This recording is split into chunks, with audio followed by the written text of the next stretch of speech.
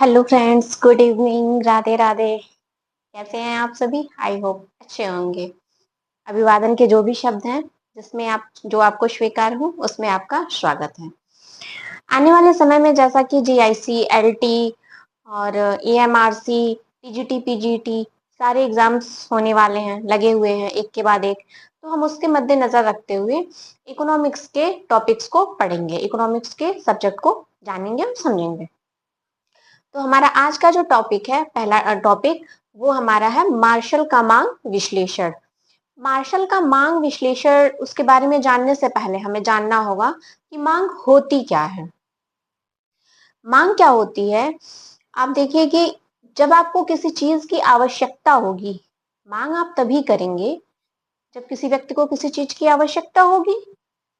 तो मांग के लिए सबसे पहली बात जो हो गई वो हो गई आपकी नीड, आवश्यकता। अगर आपको किसी चीज की आवश्यकता ही नहीं होगी तो आप उसकी मांग नहीं करेंगे। तो हमारी पहली बात क्या हो गई कि मांग के लिए आवश्यक शर्त क्या है?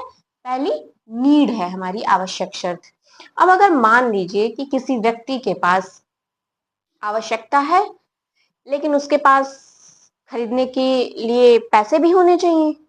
भैया, हमारी इच्छा रहने से तो नहीं मिलेगा ना, हमारे पास उसके लिए खरीदने के लिए हमारी परचेजिंग पावर होनी चाहिए, हमारे पास पैसे होने चाहिए, उसको पे करेंगे तभी तो हम कोई चीज खरीद सकते हैं। तो हमारी सेकंड कंडीशन जो हो गई वो हो गई इनफ परचेजिंग पावर, पर्याप्त क्रय शक्ति होनी चाहिए। आपके पास कितनी भी इच्छाएं हो, बहुत बड़ी बड़ी इच्छाएं हो, बहुत सारे सामान लेने की इच्छाएं हो, लेकिन अगर आपके पास पर्याप्त क्रय शक्ति नहीं है तो आप नहीं खरीद सकते हैं। तो हमारी पहली कंडीशन आवश्यकता हो गई कि भाई इच्छा होनी चाहिए, आवश्यकता होनी चाहिए, तब हम ले सकते हैं। दूसरी हो गई कंडीशन हमारी इनफ परचेजिंग पावर, पर्याप्त क्रय शक्ति होनी चाहिए, पैसे होने चाहिए हमारे पास खरीदने के लिए। और हमारी थर्ड शर्त है विलिंगनेस टू पे। विलिंगनेस टू पे से आशय हमारा ये है कि मान लीजिए कि दो तरह के लोग होते हैं। एक तो ये वो कि जिनके पास पैसे ही नहीं है, भाई जिनके पास पैसे ही नहीं है, गरीब हैं, वो किसी चीज की इच्छा रहते हुए भी नहीं खरीद सकते हैं। और दूसरे वो होते हैं जिनके पास पैसे भी हो, आवश्यकता भी हो, लेकिन उनके पास वो कंजूस हो, वो खरीदना ही नहीं चाहते हैं। तो उसमें क्या है? विलिंगनेस टू पे। इसका मतलब क्या हुआ कि आपको किसी वस्तु को पाने के लिए पैसे भी हो, आवश्यकता हो, लेकिन अगर आपकी इच्छा ही नहीं है खरीदने की, आवश्यकता होने के बाद आप कंजूसी करते हो।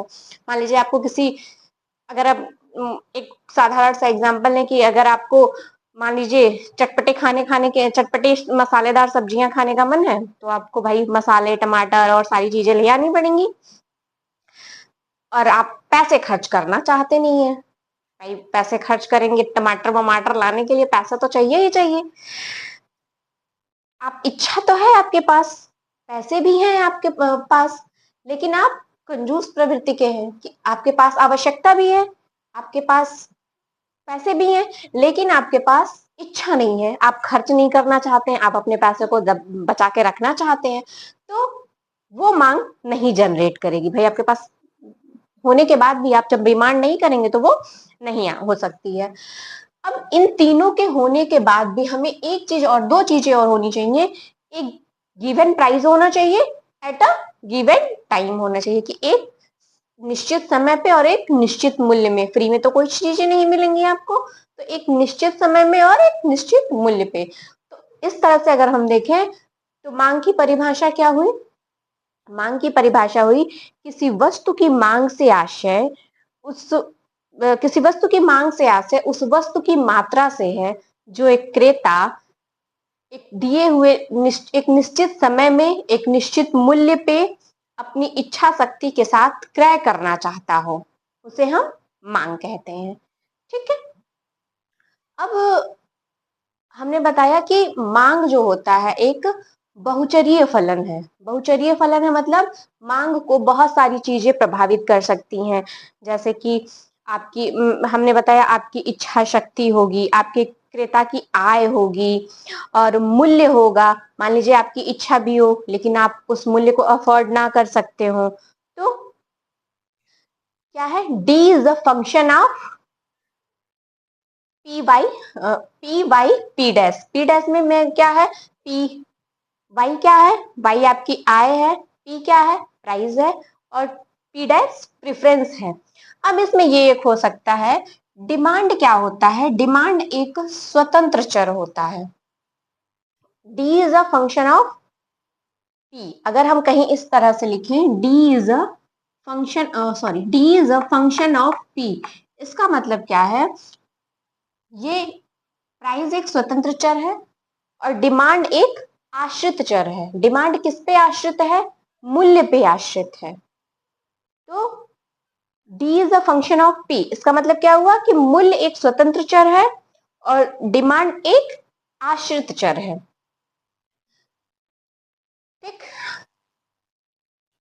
D यहाँ पे क्या है, मांग है, P क्या है, मूल्य है, और Y क्रेता की आय है। अब मांग का नियम ये कहता है कि जैसे हम किसी वस्तु, अगर किसी वस्तु का मूल्य बढ़ता है तो उसकी मांग घट जाती है, और अगर किसी वस्तु का मूल्य घटता है तो उसकी मांग बढ़ जाती है। सामान्य वस्तुओं के संदर्भ में मांग का नियम यही कहता है। बाकी आगे हम जैसे जैसे पढ़ते जाएंगे, बहुत सारी जैसे गिफिन वस्तुएं होती हैं, पूरक वस्तुएं होती हैं, स्थानापन्न वस्तुएं होती हैं, हर केस में थोड़ी कुछ चीजें अलग होंगी, लेकिन सामान्य वस्तुओं के केस में यही होता है कि किसी वस्तु की मांग किसी वस्तु के मूल्य के साथ उसका ऋणात्मक संबंध होता है। जैसे कि गिरते हुए स्लोप के लिए होता है, जैसे कि इस फिगर में हमने पहले से ड्रॉ कर रखा है कि देखिए, अगर हमने क्या किया है, वर्टिकल एक्सिस पे प्राइस को डिनोट किया है, हॉरिजॉन्टल एक्सिस पे हमने डिमांड को डिनोट किया है।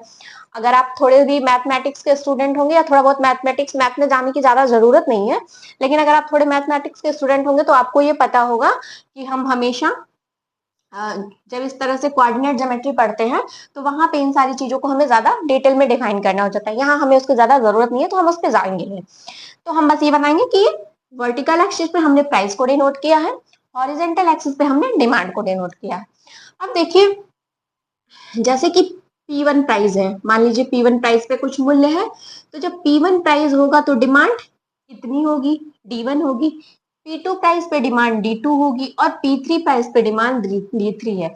जनरली अगर आप देखेंगे, साधारण देखिए, तो अगर मौसमी फल या सब्जियों को उदाहरण के तौर पे अगर हम ले लें, तो हम देखेंगे कि जब सीजन में किसी चीज की पूर्ति बहुत ज्यादा हो जाती है, हम पूर्ति को भी देखेंगे कि किस तरह से मांग पूर्ति एक दूसरे को प्रभावित करती है। धीरे धीरे हम एक एक लेक्चर में सारी चीजों को देखेंगे। तो जब हमारे पास किसी चीज की क्वांटिटी बहुत ज्यादा हो जाती है तो उसका मूल्य अपने आप गिर जाता है, खुद ही गिर जाएगा। भाई, जिसका स्टॉक ज्यादा होगा, क्या करेंगे, रख के सड़ाना है क्या, नहीं सड़ाना नहीं है भाई। किसान क्या करेगा, सड़ाएगा थोड़ी ना, उसे कम दाम पे ही हम बेच के हटाएगा, सड़ाएगा तो है नहीं। और किसी चीज का अगर मूल्य बहुत ज्यादा होगा तो भाई हर किसी के पास एक लिमिटेड परचेजिंग पावर है, एक सबकी वो है, तो फिर जैसे मूल्य बढ़ेगा तो डिमांड इतनी होगी, जैसे ही मूल्य कम होगा, ये हमारा होता है डीडी, क्या है, ये हमारी डिमांड लाइन है। ठीक है, डिमांड हमेशा गिरते हुए स्लोप का, ऋणात्मक स्लोप का होता है। तो जब P1 प्राइस पे मांग D1 है, P2 पे D2, इसको हमने जैसा कि अभी बताया। तो मांग जो होता है, मांग का जो वक्र आता है वो ऋणात्मक ढाल का होता है। ठीक है,